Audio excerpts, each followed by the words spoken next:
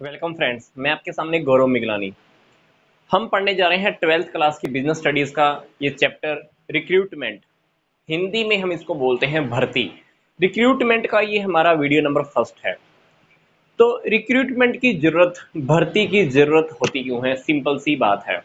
जब हमको एक बिजनेस ऑर्गेनाइजेशन के अंदर हमको ये पता लगता है कि कितनी मैन पावर की रिक्वायरमेंट है, तब हमारी रिक्रूटमेंट की, भर्ती की प्रोसेस शुरू हो जाती है। हमारा रिक्रूटमेंट का काम वहां से शुरू हो जाता है जैसे ही हमको पता लगता है कि वहां पर कितनी मैन पावर की रिक्वायरमेंट है। जैसे मान लो काफी सारे डिपार्टमेंट होते हैं। प्रोडक्शन डिपार्टमेंट में कितने लोग चाहिए, मार्केटिंग डिपार्टमेंट में कितने लोग चाहिए, development department, purchase department, finance department. हमको सारी जगह से रिक्वायरमेंट का पता लग जाता है कि हमको मैन पावर की रिक्वायरमेंट चाहिए। इसलिए हमको क्या करना होता है, मैक्सिमम से मैक्सिमम लोगों को अट्रैक्ट करना होता है, आकर्षित करना होता है हमारी फर्म के लिए कि वो मैक्सिमम एप्लीकेशन हमारी तरफ भेजें, ताकि उसमें से हम कुछ लोगों का सिलेक्शन कर सकें।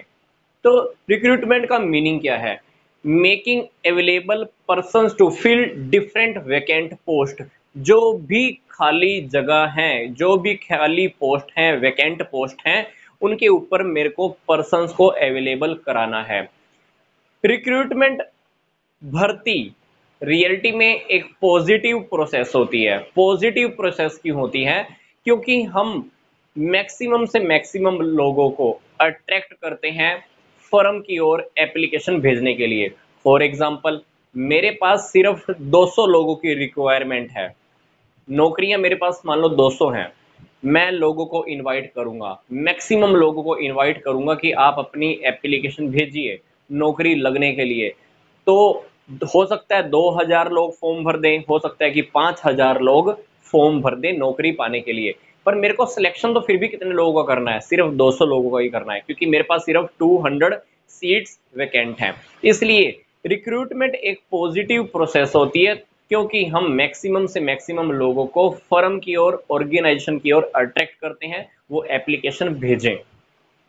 अब हम इस टॉपिक के अंदर ये देखते हैं कि रिक्रूटमेंट की प्रोसेस क्या होती है, क्या प्रक्रिया है, क्या स्टेप है रिक्रूटमेंट के अंदर। तो सबसे पहला जो स्टेप है वो है हमारा रिक्विजिशन ऑफ एम्प्लॉयज। हमको जैसे ही पता लगता है कि ह्यूमन मैन पावर की रिक्वायरमेंट चल रही है, मैन पावर की रिक्वायरमेंट है, तो हम सारे डिपार्टमेंट से पूछ लेते हैं कि आप हमको ये बताओ कि आपके डिपार्टमेंट के अंदर कितने कितने लोगों की रिक्वायरमेंट है। तो production department, marketing department, development department, purchase department और फाइनेंस डिपार्टमेंट के जितने भी हेड होते हैं, इनके सबके जितने भी पार्टिकुलर हेड हैं, वो हेड अपनी अपनी रिक्वायरमेंट बता देते हैं पर्सोनल मैनेजर को। पर्सोनल मैनेजर कौन होता है? जिसने भर्ती का काम करना है, जिसने लोगों की अपॉइंटमेंट करनी है, जो लोगों का सिलेक्शन करेगा, जो लोगों की ट्रेनिंग देगा। तो वो पर्सोनल मैनेजमेंट को अपनी एक लिस्ट बनाकर दे देते हैं कि हमको इस डिपार्टमेंट में इतना इतना मैन पावर का रिक्वायरमेंट है। तो सबसे पहला स्टेप हमारा क्या होता है? एम्प्लॉइज मैन पावर हमको कितना चाहिए, उसकी रिक्वायरमेंट का नंबर ऑफ क्वांटिटी, मतलब कितने नंबर्स में, 10 लोग चाहिए, 20 लोग चाहिए, 50 लोग चाहिए। तो सबसे पहले तो हमको फर्स्ट स्टेप के ऊपर ये पता करना होता है उसके अंदर क्या क्वालिटीज होनी चाहिए, क्या एबिलिटी होनी चाहिए, क्या इंजीनियर चाहिए, क्या अकाउंटेंट चाहिए, कितना पढ़ा लिखा चाहिए। ये सारी बातें हमको पहले स्टेप के ऊपर पता लग जाती हैं। ये सारी बातें कौन बताएगा? ये डिपार्टमेंट के वाले ही लोग अपनी अपनी रिक्वायरमेंट हमको बता देते हैं। सेकंड स्टेप है identification of sources of requirement. अब हम ये पता लगाएंगे कि जो उन्होंने डिमांड की है अपॉइंट करने के लिए लोगों की, अब हम ये देखेंगे कि हमारे पास वो लोग अपॉइंटमेंट कहाँ कहाँ से हो सकते हैं। तो पर्सोनल मैनेजर क्या करेगा? अपनी नॉलेज और एक्सपीरियंस के बिहाफ पे ये चेक करेगा कि मैं अपॉइंटमेंट कहाँ से कर सकता हूँ। क्या मैं फर्म के अंदर ही लोगों को प्रमोशन देकर, ट्रांसफर देकर, ऐसे ही लोगों को मैं नौकरी पे ये भर्ती कर सकता हूँ, या बाहर के एक्सटर्नल सोर्सेज से कॉलेजेस में जाकर स्टूडेंट्स का इंटरव्यू लेकर नौकरी पे रखूं, या न्यूज़पेपर के अंदर एडवर्टाइजमेंट निकालूं कि हमारी कंपनी के अंदर इतने इतने लोगों को रिक्वायरमेंट है। तो अल्टीमेटली सेकंड स्टेप के अंदर क्या होता है, हम सोर्सेज ढूंढते हैं कि जितने भी लोगों की रिक्वायरमेंट है वो लोग कौन से सोर्स से आ सकते हैं, इंटरनल सोर्सेज से या एक्सटर्नल सोर्सेज से। ये इंटरनल और एक्सटर्नल सोर्सेज की जो मैं बात कर रहा हूँ, आपका अभी ये टॉपिक आने वाला है, तब आप उसको समझ पाएंगे कि रिक्रूटमेंट करने के, भर्ती करने के आंतरिक स्रोत क्या होते हैं और बाहरी स्रोत क्या होते हैं। मतलब सेकंड स्टेप के अंदर जो पर्सोनल मैनेजर होता है वो ये देखता है कि हमने जो लोगों की भर्ती करनी है, हमने जिन लोगों को नौकरी पे रखना है, उन लोगों को मैं कहां से लेकर आने वाला हूं। इसके बाद invitation to the interested people. जैसे ही हमको पता लग जाता है कि क्या सोर्स होंगे लोगों को रिक्रूट करने के, तो अब हम क्या करेंगे, उन लोगों को, इंटरेस्टेड पीपल को हम क्या करने वाले, इनविटेशन भेजने वाले हैं। इनविटेशन मैक्सिमम से मैक्सिमम लोगों को इनविटेशन होता है कि आप हमारी कंपनी के अंदर एक फॉर्म भर के भेजो, नौकरी पाने के लिए एप्लीकेशन लगाकर भेजो। तो हम क्या करते हैं, मैक्सिमम से मैक्सिमम लोगों को इनविटेशन भेजते हैं, पर भेजना उन्हीं लोगों को है जो इंटरेस्टेड होते हैं। तो इसके लिए हम कॉलेजेस से, स्कूल से, गवर्नमेंट से, ट्रेड यूनियन से, न्यूज़पेपर से, तो सभी सोर्सेज को हम कांटेक्ट करते हैं। मैक्सिमम लोगों को इनवाइट किया जाता है, फर्म की ओर अट्रैक्ट किया जाता है, ताकि वो लोग एप्लीकेशन भरें, नौकरी के लिए अप्लाई करें। चौथे स्टेप के ऊपर क्या है, preparing the list of deserving applicants. अब हमने लोगों को इनवाइट तो कर दिया, इनवाइट हो गए, अभी लोग क्या करेंगे, एप्लीकेशन भरकर हमारी कंपनी में, फर्म में या ऑर्गेनाइजेशन में कह लीजिए, एप्लीकेशन भरकर भेज देते हैं। मैक्सिमम लोगों की हमारे पास एप्लीकेशन आती हैं। उस एप्लीकेशन के अंदर मैंने लिखा होता है ऑलरेडी, जब मैं लोगों को इनवाइट करता हूं, इनविटेशन के टाइम पे मैं उन लोगों को बता देता हूं मेरे को क्या रिक्वायरमेंट चाहिए, मेरे को क्या क्वालिफिकेशन चाहिए, कौन सी पोस्ट खाली है, कितनी पोस्ट खाली है, इंजीनियर की पोस्ट खाली है, अकाउंटेंट की पोस्ट खाली है, कितने डिपार्टमेंट में कितने लोग चाहिए। जब मैं लोगों को इनवाइट करता हूं, ये सारी बातें बता देता हूं, फिर लोग क्या करते हैं, फॉर्म भर के भेजते हैं। तो बहुत सारे फॉर्म ऐसे होते हैं जो हमारी रिक्वायरमेंट के ऊपर खरा उतरते हैं, मतलब जो हमने रिक्वायरमेंट मांगी थी उसको वो फुलफिल करते हैं। मतलब हमारे पास दो टाइप की एप्लीकेशंस आएंगी। पहली वो एप्लीकेशन जो हमारी क्वालिफिकेशन, जो हमको रिक्वायरमेंट है, जो हमने डिमांड की थी, वो पूरी की पूरी क्वालिफिकेशन को फुलफिल करेंगी। और कुछ एप्लीकेशन ऐसे भी आएंगी जिनके अंदर पूरी की पूरी डिटेल या तो भरी नहीं होती हैं, या जो क्वालिफिकेशन हमने मांगी थी उन क्वालिफिकेशन के अंदर वो लोग फिट ही नहीं बैठते हैं। तो हम कुछ एप्लीकेशन को तो फिर क्या कर देते हैं, रिजेक्ट कर देते हैं, क्योंकि हमको जो क्वालिफिकेशन चाहिए थी वो क्वालिफिकेशन भरी नहीं है। हमको मान लो इंजीनियर की पोस्ट के लिए कोई पर्सन चाहिए था, बट उस पर्सन ने मान लो क्या फॉर्म भर के भेज दिया कि अकाउंटेंट की नौकरी चाहिए। हमको तो अकाउंटेंट की नौकरी देनी नहीं है किसी को, तो हम इस प्रकार के फॉर्म को क्या कर देते हैं, रिजेक्ट कर देते हैं। तो एक लिस्ट बना लेते हैं उन फॉर्म्स की जिसके अंदर जो क्वालिफिकेशन हमने मांगी थी वो उस रिक्वायरमेंट को अगर पूरा कर रहे हैं, तो उसकी हम अलग से एक लिस्ट बना लेते हैं, ताकि उस लिस्ट में से ही मुझे कुछ लोगों का सिलेक्शन करना होता है। फॉर एग्जाम्पल, मेरे पास 1000 फॉर्म फिल कर आए। कितने फॉर्म आए मेरे पास, 1000, जिसमें से 700 लोगों ने तो सही इंफॉर्मेशन भरी और 300 लोगों ने इंफॉर्मेशन गलत भरी। 300 लोगों ने क्वालिफाइड ही नहीं किया, तो उसको मैं यहां पर कट कर दूंगा। 700 लोगों की लिस्ट में अलग से रेडी कर लूंगा। इसमें से ही मुझे कुछ लोगों को सिलेक्ट करना है और कुछ लोगों को फिर भी मैं भी रिजेक्ट कर दूंगा। तो ये होती है हमारी रिक्रूटमेंट की प्रोसेस। कहां से शुरू हुई, मैन पावर की रिक्वायरमेंट का पता लगाओगे, सोर्सेज का पता लगाओगे, कौन कौन से सोर्सेज से आपकी रिक्रूटमेंट हो सकती है, कहां कहां से आप लोगों को ला सकते हो, सोर्सेज का पता लग गया। जिस सोर्स का आपने पता किया है, लोगों को इनविटेशन भेज दो। इनविटेशन भेजने के टाइम पर आप अपनी अपनी सारी बात लिख दो, मेरे को इतनी रिक्वायरमेंट है, इस डिपार्टमेंट में चाहिए, कितने लोग चाहिए, क्या क्वालिफिकेशन होनी चाहिए, सारी बातें आपने लिख दी। लोग आपको फॉर्म भरकर भेज देंगे। जो लोग आपकी क्वालिफिकेशन पे खरा उतरते हैं उसकी आप लिस्ट अलग से बना लेना। जो आपकी बातों के ऊपर खरा नहीं उतरते हैं उनके फॉर्म आप क्या कर सकते हो, रिजेक्ट कर सकते हो। तो ये थी हमारी रिक्रूटमेंट का टॉपिक। पहला मीनिंग क्या होता है, अपॉइंट करने के दो सोर्सेज हो सकते हैं। पहला सोर्स तो ये है इंटरनल, मतलब ऑर्गेनाइजेशन के अंदर से ही लोगों को अपॉइंट कर लिया जाए। दूसरा सोर्स होता है ऑर्गेनाइजेशन के बाहर से लोगों को अपॉइंट किया जाए। तो डेफिनेटली हम यहाँ पे जो टॉपिक पढ़ रहे हैं वो है sources of recruitment, internal source, external source. पहले हम बात करते हैं इंटरनल सोर्स। इंटरनल सोर्स कौन से होते हैं? इंटरनल सोर्स के अंदर सबसे पहली बात आती है ट्रांसफर की। ट्रांसफर का मीनिंग क्या है? मान लीजिए मेरे पास कोई एक पर्सन ऐसा है कंपनी के अंदर जो आज इस डिपार्टमेंट में काम कर रहा है। हमारी एक फर्म और भी है, हमारी एक ब्रांच और भी है दिल्ली के अंदर। तो मैं अपने उस पर्सन को यहाँ से वहाँ ट्रांसफर कर देता हूँ, दिल्ली वाली ब्रांच में ट्रांसफर कर देता हूँ, या दिल्ली से मैंने बॉम्बे ट्रांसफर कर दिया, या एक डिपार्टमेंट से दूसरे डिपार्टमेंट के अंदर मैंने उस पर्सन को ट्रांसफर कर दिया। तो ट्रांसफर कहाँ से होगा? फर्म के इंटरनल सोर्स से होगा। वो पर्सन पहले से ही हमारे साथ काम कर रहा है, हमारी कंपनी के अंदर ही काम कर रहा है।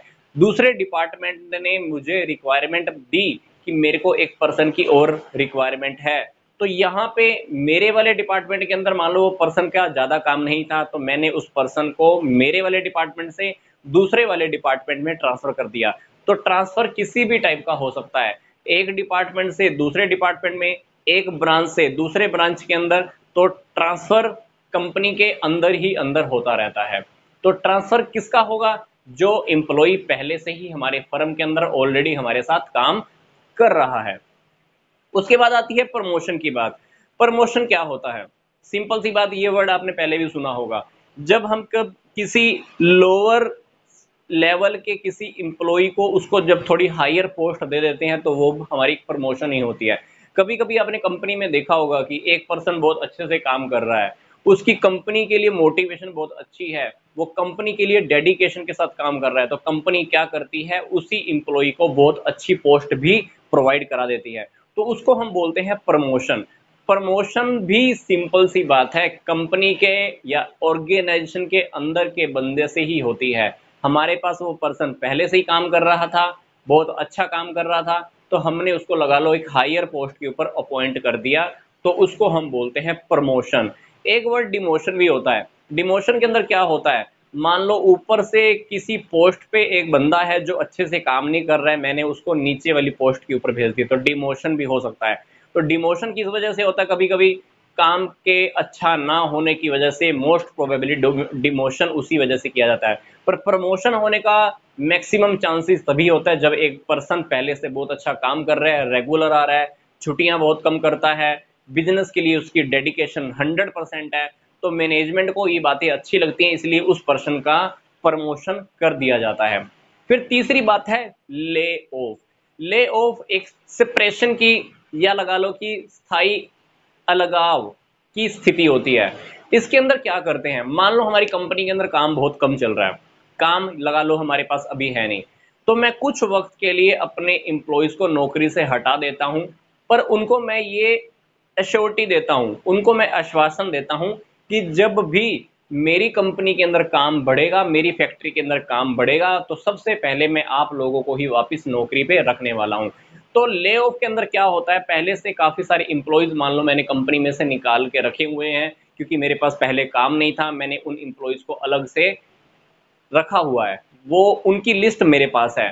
तो इंटरनल सोर्सेज के अंदर ले ऑफ भी एक अच्छा हमारे पास ऑप्शन होता है। क्यों? क्योंकि मैं उन लोगों को अब वापस नौकरी पे रख सकता हूं, क्योंकि मैंने उन लोगों को पहले से ही कह के भेजा था कि जब मेरे पास काम दोबारा आ जाएगा, काम बढ़ जाएगा, इंक्रीज हो जाएगा काम, तो आप लोगों को सबसे पहले प्रेफरेंस दी जाएगी।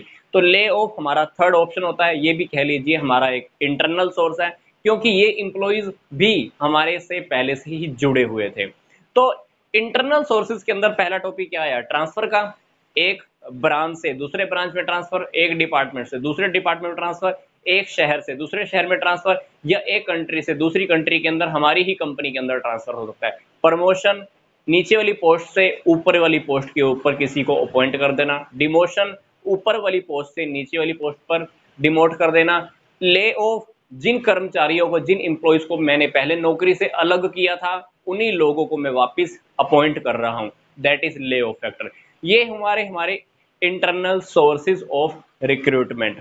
पर जब भी हम इंटरनल सोर्सेज से लोगों को अपॉइंट करते हैं तो वहां पर हमारे काफी सारे बेनिफिट भी निकल कर आते हैं और काफी सारी हमारी लिमिटेशंस भी बाहर निकल कर आती हैं, क्योंकि कुछ लोग इसको अच्छा भी मानते हैं और कुछ लोग इसको अच्छा नहीं मानते हैं। तो पहले हम इसके इंटरनल सोर्सेज के बेनिफिट देख लेते हैं। जो सबसे पहला जो बेनिफिट है वो हमारी है मोटिवेशन। मोटिवेशन क्या, पहले से काम कर रहे लोगों को हम क्या करते हैं, प्रमोशन दे दिया तो डेफिनेटली उन लोगों को मोटिवेशन मिलता है। उन लोगों को हमेशा यही लगता है फिर कि ये कंपनी मुझे एक परिवार की तरह मानती है, इसलिए मुझे प्रमोशन दिया है। नहीं अदरवाइज कंपनी किसी बाहर के पर्सन को उठाकर भी नौकरी पे ला सकती थी, पर कंपनी ने नहीं किया ऐसा। कंपनी ने क्या किया, अंदर के ही किसी अच्छे खासे बंदे को अच्छी वाली पोस्ट अवेलेबल करा दी। तो इससे इंप्लॉइज का मोटिवेशन बढ़ता है, उनका मोराल बढ़ता है, कंपनी के प्रति उनकी डेडिकेशन इंक्रीज हो जाती है। दूसरी बात है इंडस्ट्रियल पीस, बीच में शांति बनी रहती है। औद्योगिक शांति बोलते हैं, उद्योग के अंदर शांति। कंपनी के अंदर बहुत सारे लोग ऑलरेडी काम कर रहे हैं, है ना, जगह खाली है, कोई पोस्ट खाली है, कंपनी ने बाहर से लोगों को नौकरी पर अपॉइंट करा लिया, नए लोग आते हैं तो पहले वाले लोग क्या करते हैं, उनका विरोध करते हैं। कंपनी ने क्या पॉलिसी की, अंदर के सोर्सेज से ही लोगों को अपॉइंटमेंट स्टार्ट करना स्टार्ट किया, अंदर के सोर्सेज को ही यूज किया और लोगों को प्रमोशन दिया, ट्रांसफर किया। तो इससे क्या होता है, इंडस्ट्रियल पीस बनी रहती है, शांति का माहौल बना रहता है, लोगों का मन काम में भी फिर लगा रहता है। तीसरी बात है इजी सिलेक्शन। ये जो सिलेक्शन की जो प्रोसेस है बहुत इजी होती है। इजी क्यों होती है, क्योंकि हमको पहले से ही पता होता है कि कौन बंदा अच्छा काम करता है, किस बंदे का काम में मन नहीं लगता, इसलिए सिलेक्शन बहुत करना आपका बहुत इजी होता है। क्योंकि आप बाहर से अगर किसी पर्सन को लेकर आओगे तो उसके बारे में पहले आपको पूरी तरह से जानना पड़ेगा, बंदा कौन है, पहले क्या करता था, अब क्या करता है, काम के प्रति उसकी डेडिकेशन है या नहीं है। तो आपको बाहर वाले पर्सन के बारे में सब कुछ जानना पड़ता है, पर जो पर्सन आपके पास ऑलरेडी पहले से ही है उनका सिलेक्शन करना, उनको प्रमोशन देना आपके लिए बहुत इजी होता है। चौथी बात, नो नीड ऑफ इंडक्शन। इस प्रकार के इंटरनल सोर्सेज से जब हम किसी को अपॉइंट करते हैं, रिक्रूट करते हैं, तो हमें उन लोगों को फिर से कंपनी के मेंबर्स के साथ, कंपनी के इंटरनल इन्वायरमेंट के साथ, कंपनी के स्ट्रक्चर के साथ हमको किसी से इंट्रोड्यूस नहीं कराना पड़ता, क्योंकि वो लोग ऑलरेडी सभी से परिचित होते हैं, सबको ऑलरेडी जानते हैं। अदरवाइज क्या होता है, जब भी किसी नए पर्सन को हम कंपनी के अंदर अपॉइंट करते हैं तो पहले उसको सभी लोगों से मिलवाया जाता है, एक फॉर्मेलिटी पूरी की जाती है, तो यहाँ पर हमको इंडक्शन की जरूरत नहीं होती है। पांचवी बात, एडजस्टमेंट ऑफ सरप्लस इंप्लॉइज। कभी कभी कंपनीज के अंदर इंप्लॉइज बहुत ज्यादा होते हैं, काम होता नहीं है, इंप्लॉइज ज्यादा है, तो कंपनी क्या करेगी, जो इंप्लॉइज फालतू हैं उनका ही ट्रांसफर या प्रमोशन कर सकती है। बेनिफिट हो गया, नौकरी से भी नहीं निकाला, इंडस्ट्रियल पीस भी बना रहेगा, मोटिवेशन भी बना रहता है उन लोगों का। तो जो फालतू सरप्लस इंप्लॉइज थी उनकी एडजस्टमेंट हो जाती है। छठी बात, इकोनॉमिकल सोर्स। अगर हम बाहर से लोगों को लेकर आएंगे, काफी सारा खर्चा होएगा, इंटरव्यू रखने पड़ेंगे, चाय पानी का खर्चा, ये खर्चा वो खर्चा, काफी सारी प्रॉब्लम्स आएंगी सामने, है ना। बट इंटरनल सोर्सेज से ही हम किसी को नौकरी पे रख रहे हैं तो काफी सस्ता पड़ता है, अपने आप कुछ खर्चा ही नहीं आता। तो इंटरनल सोर्सेज से रिक्रूटमेंट करना इकोनॉमिकल है, बिल्कुल सस्ता है, टाइम भी वेस्ट नहीं होता, मनी भी वेस्ट नहीं होती हमारी ज्यादा। सातवां है बेटर सिलेक्शन। बेटर सिलेक्शन का पॉइंट मैंने आपको पहले भी बता दिया था। यहाँ पर बेटर सिलेक्शन के अंदर क्या, आपको बेस्ट से बेस्ट ऑप्शन का पता है कि मेरे को क्या सिलेक्ट करना है, किसको सिलेक्ट करना है। तो बाहर का पर्सन अपॉइंट करने की बजाय जब आप अंदर से ही किसी को अपॉइंट कर देते हो, वो आपका बेटर सिलेक्शन होता है, क्योंकि आपको पता होता है कि वो पर्सन उस पोस्ट के लायक है या नहीं है।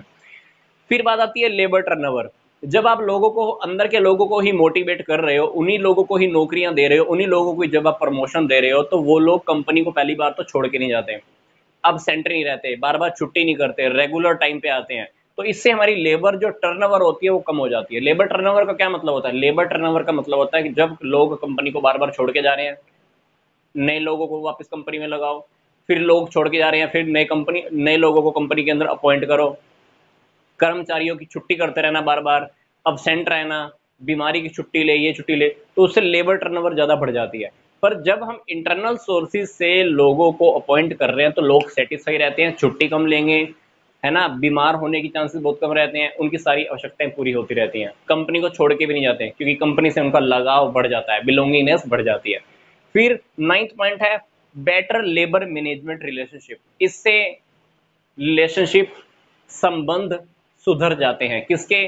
मैनेजमेंट के और लेबर के, क्योंकि लेबर को यही लगता है कि मैनेजमेंट मेरी अपनी ही है और मैनेजमेंट भी लेबर को बहुत अच्छे से जानती है, इसलिए उनके संबंध रिलेशन सुधरते हैं। और जब संबंध सुधरते हैं तो वहाँ प्रोडक्टिविटी बहुत अच्छी निकल कर आती होगी, प्रोडक्शन काफ़ी अच्छी होती होगी, टाइम वेस्ट नहीं होता होगा, मनी वेस्ट नहीं होता होगा, उनकी आपस की भी प्रॉब्लम्स, छोटी छोटी प्रॉब्लम्स भी सोल्व हो जाती हैं।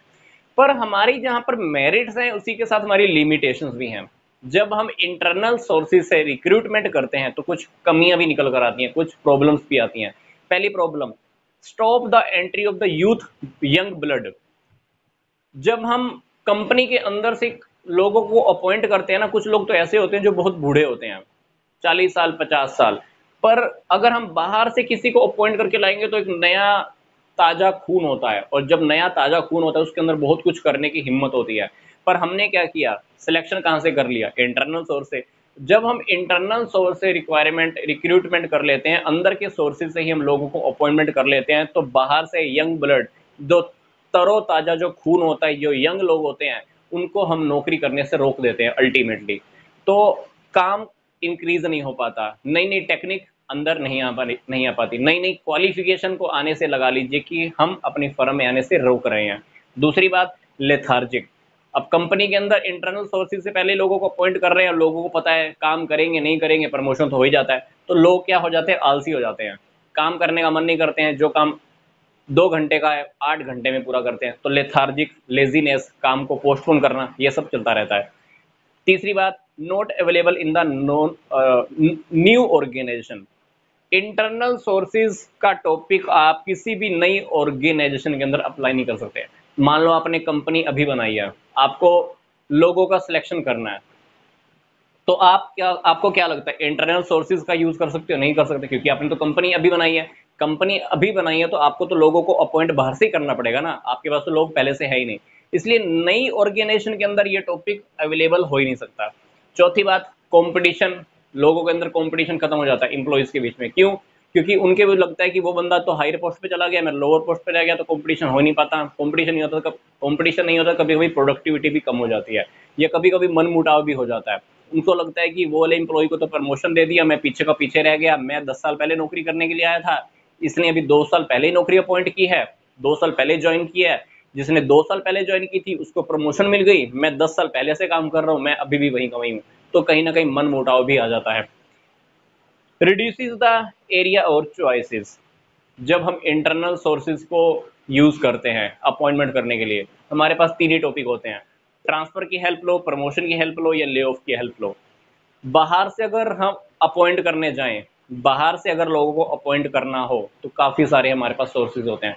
न्यूज़पेपर के अंदर ऐड दे दो, कॉलेजेस की हेल्प लो, स्कूल्स की हेल्प लो, लेबर यूनियन की हेल्प लो, ट्रेड यूनियन की हेल्प लो, काफ़ी सारे सोर्सेज हैं जहां से आप लोगों को अपॉइंट कर सकते हो।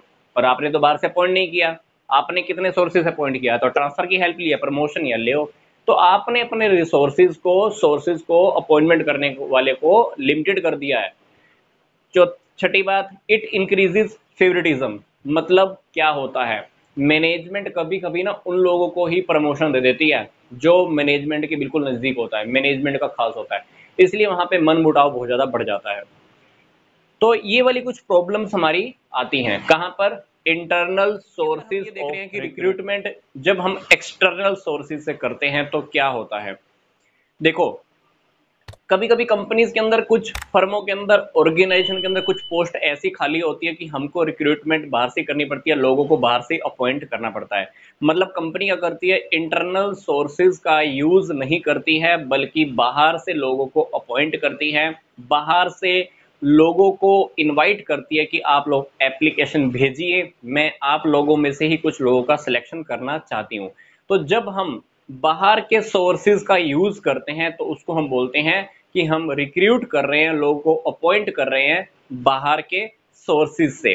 तो इस वीडियो में हम पहले ये देख रहे हैं कि एक्सटर्नल सोर्सेज कौन कौन से हैं। मैंने यहाँ पर ये 11 सोर्सेज लिखे हैं, देन इनकी लिमिटेशंस क्या हैं, देन हमारे इनके बेनिफिट्स क्या निकल कर आने वाले हैं। तो एक्सटर्नल सोर्सेज के अंदर जो हमारा पहला जो सोर्स होता है वो होता है फॉर्मर एम्प्लॉइज। कुछ कई बार ऐसा होता है हमारी कंपनी को कुछ एम्प्लॉय छोड़ के जा चुके होते हैं, या कुछ ऐसी प्रॉब्लम थी, मैंने उनको काम से 10 साल पहले या 5 साल पहले काम से अलग कर दिया था, कोई भी वजह हो सकती है। तो हमारा सबसे पहला ऑप्शन ये हो सकता है कि हम पहले वाले एम्प्लॉयज़ को वापस रिक्रूट करें, उनको वापस नौकरी पे रख लें। फॉर्मर एम्प्लॉयज़ को हम इम्पोर्टेंस बहुत अच्छे से देते हैं, क्योंकि हम उनको जानते हैं, वो लोग ऑनेस्टी से काम करते थे पहले भी, तो हम उनकी ऑनेस्टी को जानते हैं, तो हमारी प्रेफरेंस रहती है कि वो लोग नौकरी पर फिर से नौकरी को ज्वाइन कर लें। तो farmer employees. Second option, friends and relatives और ऑफ एम्प्लॉयज़। हमारी कंपनी के अंदर जो एम्प्लॉयज़ काम कर रहे होते हैं, उनके फ्रेंड्स को, उनके रिलेटिव्स को हम अपॉइंट करने की बात कर सकते हैं। तो हमारे कंपनी के एम्प्लॉयज़ क्या कर सकते हैं, अपने फ्रेंड से और अपने रिलेटिव से जाकर बात कर सकते हैं कि हमारी कंपनी के अंदर ये पोस्ट वैकेंट है। से क्या होगा, कंट्रोल बना रहता है अच्छा, क्योंकि कंपटीशन बहुत कम होएगा, उनकी आपस में मनमुटाव कम होंगे, उनके आपस में बनी रहेगी, क्योंकि वो उनके आपस के ही खुद के ही सगी सगे संबंधी होते हैं, रिलेटिव्स होते हैं, फ्रेंड्स होते हैं। तो फ्रेंड्स एंड रिलेटिव्स की हेल्प से भी हम अपॉइंटमेंट कर सकते हैं। तीसरा option, public public employment agencies. सरकार की कुछ एजेंसियां खुली हुई होती हैं, डिस्ट्रिक्ट लेवल पर, स्टेट लेवल के ऊपर। सरकार ने बोल रखा होता है कि जितने भी बेरोजगार लोग हैं, अपना नाम एम्प्लॉयमेंट ऑफिस में लिखवा दो। तो एम्प्लॉयमेंट ऑफिस के अंदर पूरा डेटा होता है। तो हम पब्लिक एजेंसी से बात करके, पब्लिक एम्प्लॉयमेंट एजेंसी से बात करके उन लोगों का डाटा इकट्ठा कर सकते हैं। फ़ोन कॉलिंग कर कर, लेटर भेजकर, ईमेल भेजकर हम उन लोगों से भी कॉन्टैक्ट कर सकते हैं, और हम रिक्रूटमेंट के लिए उनको इनवाइट कर सकते हैं। फिर कुछ प्राइवेट एजेंसीज भी होती हैं, जो प्राइवेट फॉर्म में काम कर रही होती हैं, प्राइवेट लोगों ने बनाई होती है। इनका काम भी क्या होता है, लोगों को नौकरी अवेलेबल कराना। तो इनके पास भी डाटा अवेलेबल रहता है, पब्लिक का, लोगों का डाटा इनके पास भी अवेलेबल रहता है। तो हम प्राइवेट एजेंसीज की भी हेल्प ले सकते हैं, क्योंकि इनके पास पूरा डाटा इन्फॉर्मेशन मिलेगी। तो आप लोगों से कॉन्टैक्ट कर सकते हो।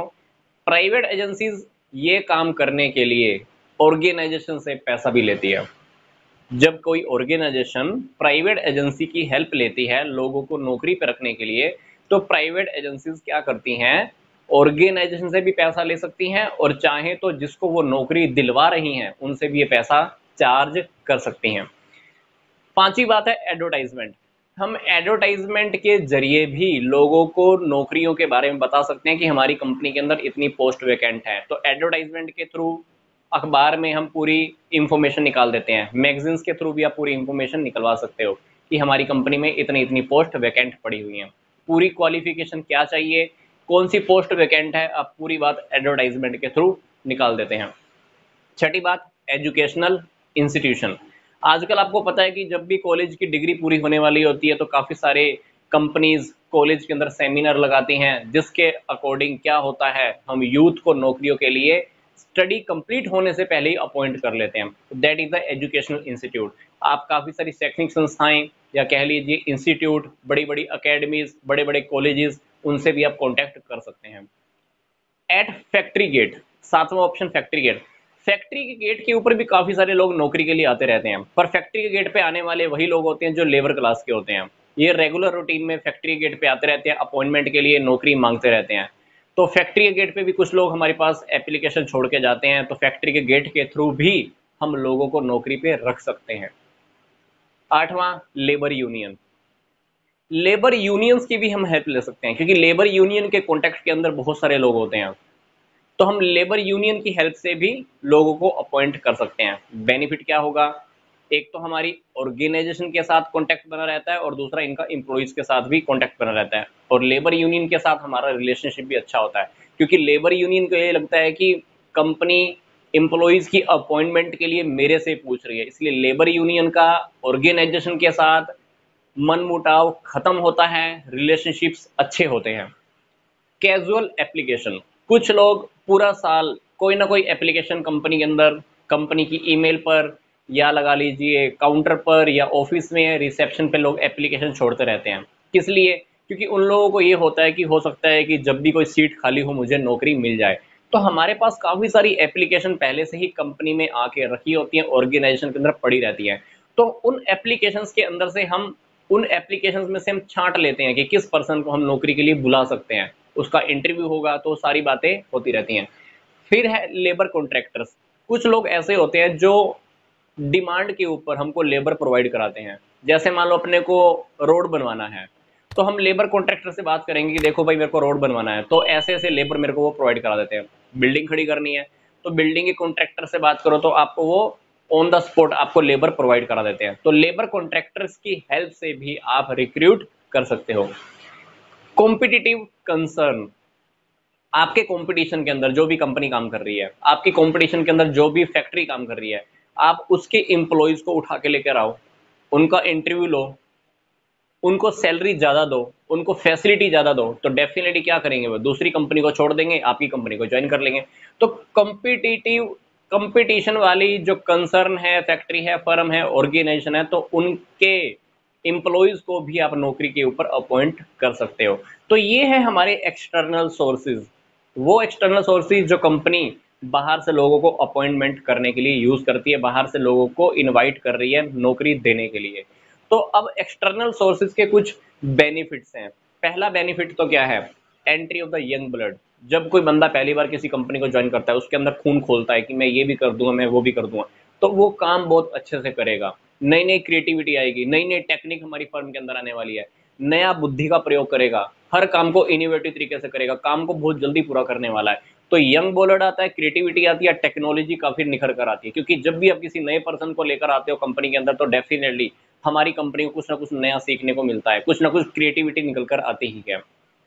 Best for the new organisation, जब भी आपने कोई नई कंपनी खड़ी की है, तो डेफिनेटली हमारे पास रिक्रूटमेंट के इंटरनल सोर्सेज नहीं होते हैं।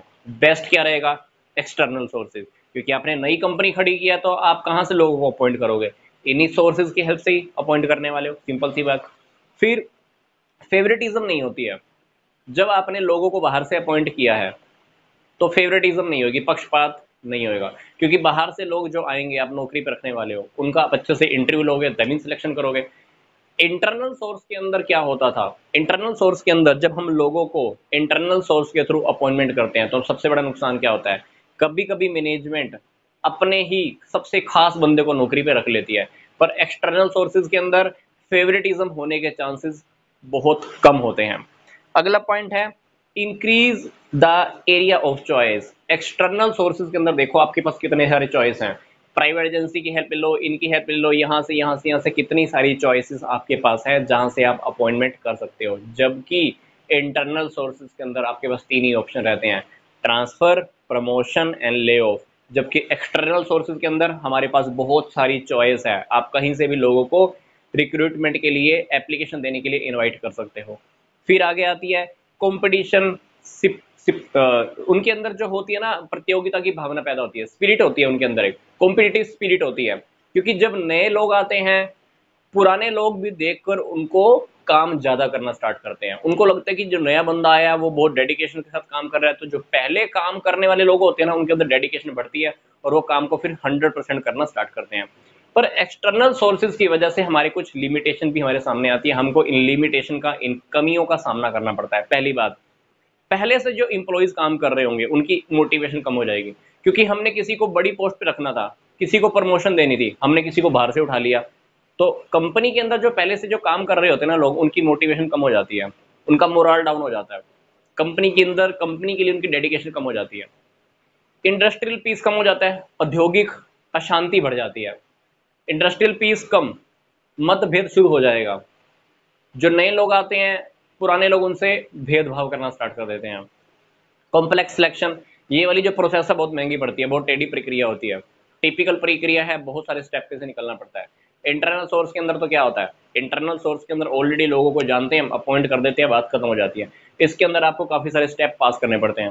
फिर टाइम ऑन इंडक्शन, जब आप बाहर से किसी नए पर्सन को अपॉइंट कर रहे हो, तो उसके अंदर क्या होने वाला है, उसको सारी चीजें आपको बतानी पड़ेगी, ट्रेनिंग देनी पड़ेगी, बिजनेस के अंदर सारे लोगों को मिलवाना पड़ेगा, सारे डिपार्टमेंट से इंट्रोडक्शन करवाना पड़ेगा, तो इंडक्शन के ऊपर काफी टाइम लग जाता है, मेल झोल होने में टाइम लग जाता है। फिर एडजस्टमेंट ऑफ सरप्लस एम्प्लॉइज नहीं हो पाता है, कंपनी के अंदर कभी कभी काफी एक्स्ट्रा एम्प्लॉय होते हैं जो कंपनी के अंदर ऑलरेडी होते ही हैं, उसकी एडजस्टमेंट तो नहीं करते हैं, बल्कि बाहर से लोगों को हम अपॉइंटमेंट कर लेते हैं। और एक्स्ट्रा लेबर हमारे पास फिर वेस्ट चली जाती है, time waste, money waste, labour waste, material waste होता रहता है। एक्सपेंसिव सोर्स, ये वाले सोर्सेज बहुत महंगे पड़ते हैं क्योंकि प्रोसेस बहुत लंबी है, कॉम्प्लेक्स है। रॉन्ग सिलेक्शन भी हो जाता है कभी कभी। कंपनी के अंदर अंदर से अगर आप इंटरनल सिलेक्शन कर रहे हो, कंपनी के अंदर से सिलेक्शन कर रहे हो, तो आपको पता है किसको सिलेक्ट करना है, किसको सिलेक्ट नहीं करना है। तो ये वाले सोर्सेज वो होते हैं जिसमें से आप लोगों को लगभग नहीं जानते हो, आपको नहीं पता है कि अपॉइंटमेंट होकर कौन आने वाला है। तो कभी कभी सिलेक्शन गलत भी हो जाता है, और एक पर्सन का गलत सिलेक्शन हमारी कंपनी का प्रोडक्ट, हमारी कंपनी का जो कमोडिटी है ना, मिट्टी में भी मिला सकता है। अगली बात आती है लेबर की टर्नओवर। बाहर के लोगों के सिलेक्शन की वजह से पुराने लोगों के अंदर टर्नओवर ज्यादा हो जाती है। टर्नओवर या तो वो कंपनी को छोड़ के चले जाते हैं पहले वाले लोग, या वो छुट्टी करना स्टार्ट कर देते हैं, या पक्षपात या भेदभाव शुरू हो जाता है। तो छुट्टियां लेना, कंपनी को छोड़ के चले जाना, नए इंप्लॉइज को बार बार रिक्रूट करना, फिर छोड़ के चले जाना, फिर नए इंप्लॉइज को रिक्रूट करना, तो ये लेबर की टर्नओवर बढ़ जाती है, खर्चे हमारे अल्टीमेटली फिर से बढ़ जाते हैं। नौवीं बात, लेबर और मैनेजमेंट की जो रिलेशन है ना, वो कम खराब हो जाते हैं। इसके अंदर जब हम लोगों को बाहर से अपॉइंट करते हैं, तो पहले वाले जो लेबर होते हैं उनकी मैनेजमेंट के साथ रिलेशन बिगड़ने स्टार्ट हो जाते हैं। तो ये था हमारा एक्सटर्नल सोर्सेज। इसके अंदर एक्सटर्नल सोर्सेज के अंदर हमने 11 पॉइंट स्टडी किए जहां से आप लोगों को रिक्रूट कर सकते हो। फिर हमने पढ़ा लिमिटेशन एंड बेनिफिट। तो ये इस वीडियो के साथ हमारा रिक्रूटमेंट का टॉपिक कंप्लीट हो चुका है। तो नेक्स्ट वीडियो बिजनेस स्टडीज का हम फिर से एक बार मिलेंगे। तो यहाँ तक का वीडियो देखने के लिए आपका धन्यवाद।